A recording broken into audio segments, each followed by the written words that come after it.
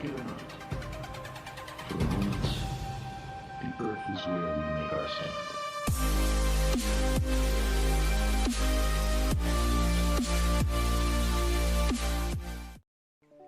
You know, in my time studying these science deniers and paranoid fundamentalists, I've found a common theme amongst them all.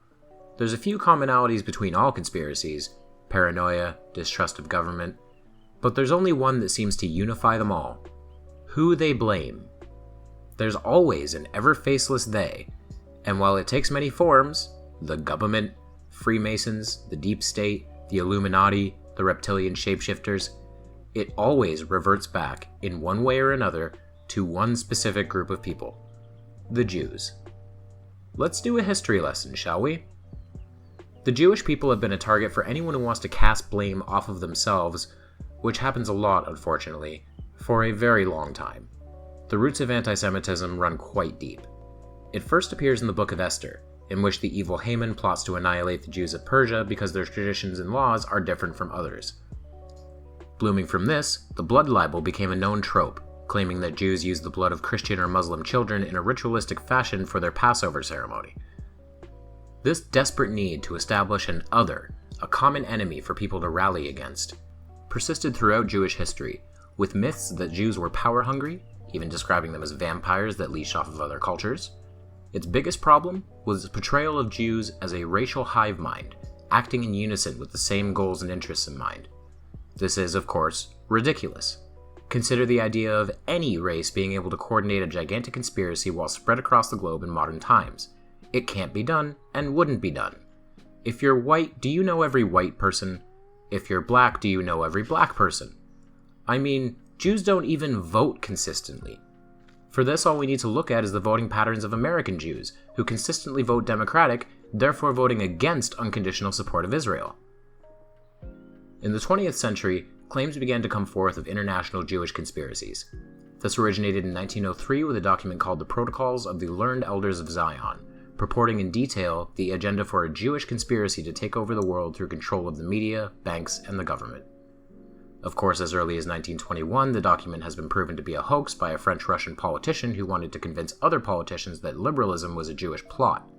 Despite this, the document is still cited by many modern anti-Semites, including Henry Ford and, unfortunately, Adolf Hitler. All of this conspiracist trading of misinformation would culminate in the Holocaust, the biggest industrialized mass murder of humans ever committed. In modern times, this myth of the international Jewish conspiracy remains common among several groups: far-right-wing conspiracy theorists and neo-Nazis most obviously, but also some hardline communists, Islamic extremists, black supremacists, and others.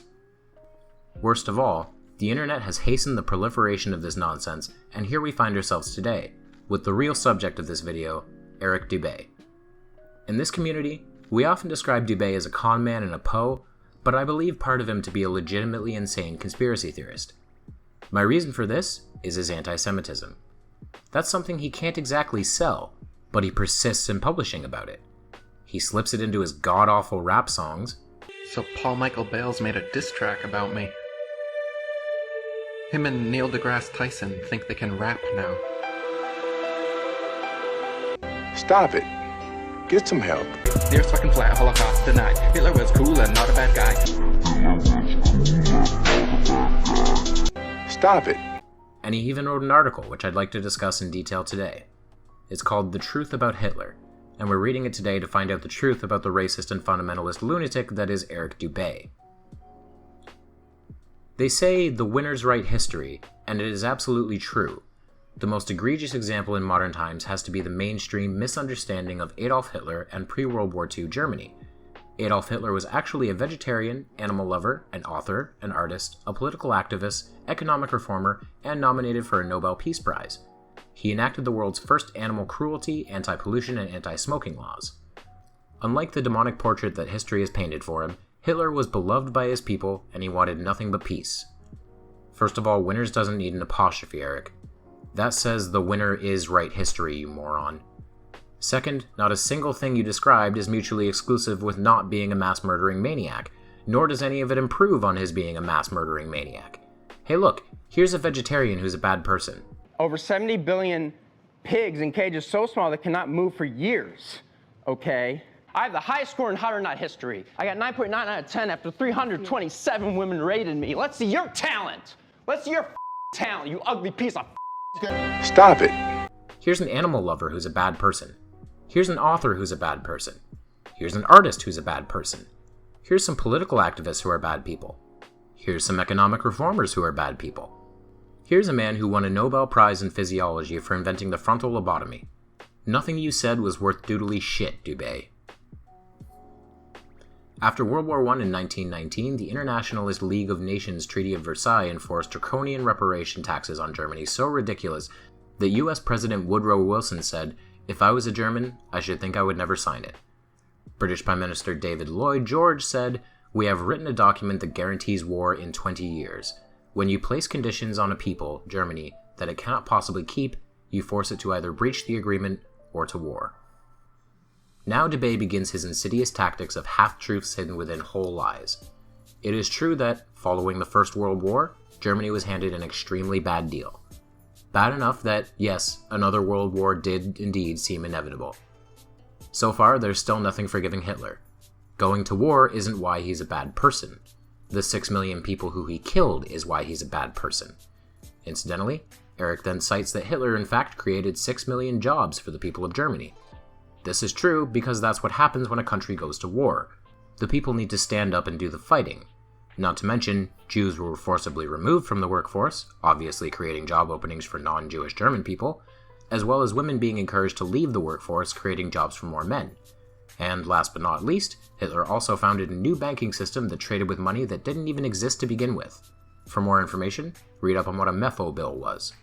Of course, contrary to the image he's sharing, nothing Hitler did indicated that Jews were the problem in Germany, merely that they were exploited in order to find a solution to the problems in Germany. Next, Dubay begins to claim that Jewish bankers, a la the newly created Federal Reserve, began to sap Germany dry of its money and resources. He does this by notably inflating the reparation cost by a factor of 2, and flat out lying that the Federal Reserve devalued the paper mark, when in fact Germany devalued it by excessively printing it. He then lies that Hitler tried repeatedly to make peace with the Jews and Allied forces, calling for complete disarmament. This never happened. Hitler made some pretty speeches about the need for peace and unity, and once made a request that the Allied forces not build arms past their current state. That does not mean complete disarmament, Eric. Similarly, when he says that 99% of German voters voted for Hitler, this is not quite true. The 1936 German parliamentary election was a single-question referendum, whether or not to impose a military occupation of the Rhineland and a single-party list for the new Reichstag composed of the Nazis and independent guests under the leadership of Hitler. 99% voted in favor, meaning they voted for everything I just said, only one word of which was Hitler. The final paragraph of Dubay's article is simply a plug to his other work, linking to other articles with the words Jewish media, Jew world order, fucking cringe, and why the Holocaust denial. Listen up, Eric.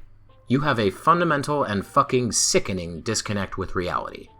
I know some racist publications told you once that the Holocaust never happened, but the fact is, they're fucking wrong. The problem is, the Germans were and still are an efficient people. Everything they do with machinistic precision, and unfortunately, this includes the Holocaust. The entire event was documented, and to deny it ever happened is to deny objective reality. One problem is, we are entering a generation that has a literal disconnect to that era in time. Most of the survivors have passed on due to old age, and first-hand memories are growing fuzzy and scarce. With this, it's easy to convince people that they've been lied to. But I dare any of you racist little conspiracists to look this person in the eye and tell them it never happened.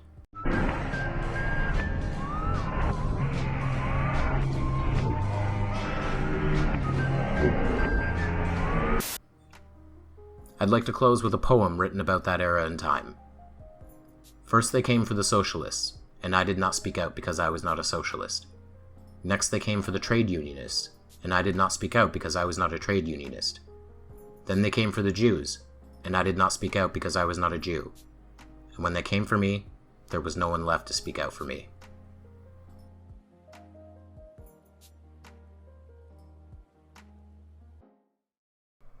If you like this video, please give it a like. If you want to see more, please subscribe to my channel, which is Dead Kennedy in Space. If you want to support me further, Consider donating on Patreon or purchasing some of my work through Amazon or Teespring. Thank you, and I'll see you over the curve, Space Cowboys. Lived there,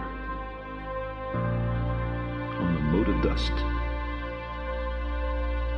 suspended in a sunbeam, in a vast cosmic arena.